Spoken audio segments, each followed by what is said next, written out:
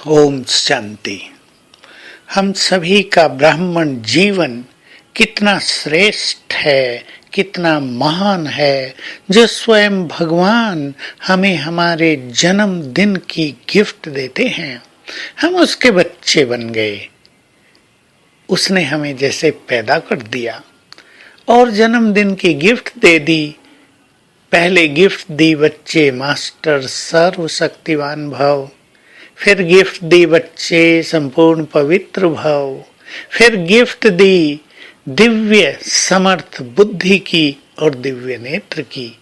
हम सभी को ऐसा श्रेष्ठ ज्ञान मिला कि हम तीनों लोकों को और तीनों कालों को यहीं से देख सकते हैं, जान गए हैं।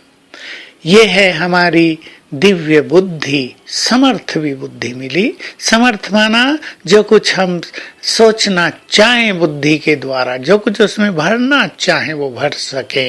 हमारी बुद्धि बहुत शक्तिशाली भी हो गई है। और ज्ञान का तीसरा नेत्र भी हमें मिला। हम जब चाहें परम धाम में जाएं, देखें उसे। जब चाहें सूक्ष्म वतन को स्पष्ट देखें, जब चाहें स्वर्ग को, अपने स्वरूप को स्पष्ट देखें, चारों युगों में अपने हीरो पार्ट को देखें। ये सब दिव्य नेत्र भी हमें प्राप्त हुए हैं। भगवान को देखने का दिव्य नेत्र हमें मिला है। कितनी बड़ी बात है। आत्मा जो देखी नहीं जाती उसको देखने का दिव्य नेत्र हमें मिला है। ये गोल्डन गिफ्ट स्वयं हमारे परमपिता के द्वारा बहुत प्यार से हमारे बर्थडे पर मिली है। और अगर कोई बहुत महान बच्चा है तो उसे हर बर्थडे पर भी बाबा की ओर से एक सुंदर गिफ्ट मिलती है। यूं तो सभी के अलग अलग समय पर बर्थडे हैं, पर शिवरात्रि का, शिव जयंती का जो दिन है वो हम सभी के लिए सामूहिक रूप से बर्थडे है। तो क्या हमने ये दिव्य बुद्धि और दिव्य नेत्र की गिफ्ट अपने बाबा से प्राप्त की है? उसने तो हम सबको दी है। क्या हमने उसको सचमुच स्वीकार किया है? अगर हमने स्वीकार कर लिया है, अगर हमने उस गिफ्ट को संभाल कर रखा है, तो यही गिफ्ट हमारे लिए बहुत अनमोल चीज है। तो हम सारा दिन इस गिफ्ट को अपने पास रखें, याद रखें। बुद्धि तो सभी के पास है, पर हमारे पास है भगवान के द्वारा दी गई दिव्य बुद्धि। दो नेत्र तो सभी के पास हैं, पर हमारे पास है स्वयं भाग्य विधाता, वरदाता, दिव्य नेत्र देने वाले बाप के द्वारा प्रदान किया हुआ दिव्य नेत्र, तीसरा नेत्र।